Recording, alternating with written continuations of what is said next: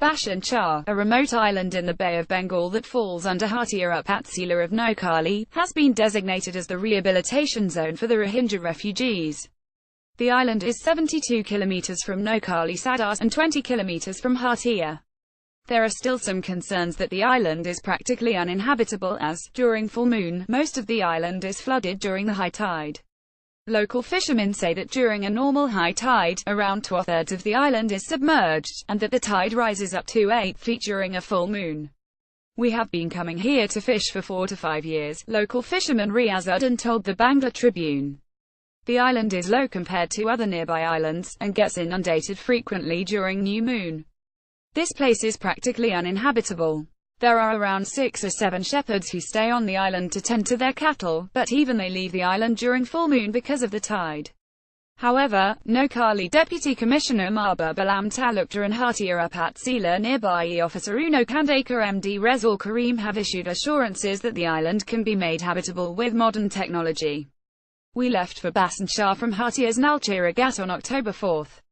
The boatman and his crew accompanied us in our 2.5-hour journey to the remote island. We saw small buildings under construction near the docks. We also found a rest house and a helipad. But the official in charge refused to comment on the rehabilitation project." Several members of the Bangladesh Navy, on condition of anonymity, said the construction work had been started on relatively high ground as the high tide inundates most of the island. Also read how habitable is Bhashan Char. "We decided to inspect the area during high tide, and saw for ourselves what happens. Except for a few areas, the island becomes submerged in seawater. In some places the water is knee-deep, while in other places it goes up to the waist." The Coastal Forest Division in Noakhali inspected Bhashan Char on February 6, soon after the government made its announcement on Rohingya rehabilitation, and submitted a report on the island to the government thereafter. The report clearly states that the island gets flooded frequently during the high tide and is simply not habitable for people. It says the island is vulnerable to storms and is currently suffering erosion in the northern and western shores. There are no sources of potable water and no crops grow there, the report revealed. Talking to the Bangla Tribune, Noakhali Coastal Forest Division official MD Tohidul Islam gave his own experience of Bhashan Char. "The island suffers from serious flooding during high tides. We visited the island only a few days ago. We took photos near a signboard placed on a relatively high ground. During high tide, that area, too, went underwater," he said. The Prime Minister's military secretary, Major General Mohammed Zainul Abedin, was the next to inspect Bhashan Char, on February 8. Home Minister Asaduzzaman Khan Kamal also paid a visit to the island on September 28. Locals said during Kamal's visit, the island was mostly underwater. Bhashan Char only surfaced in the Bay of Bengal around 25 years ago, but it remained barren for over 2 decades as it was uninhabitable.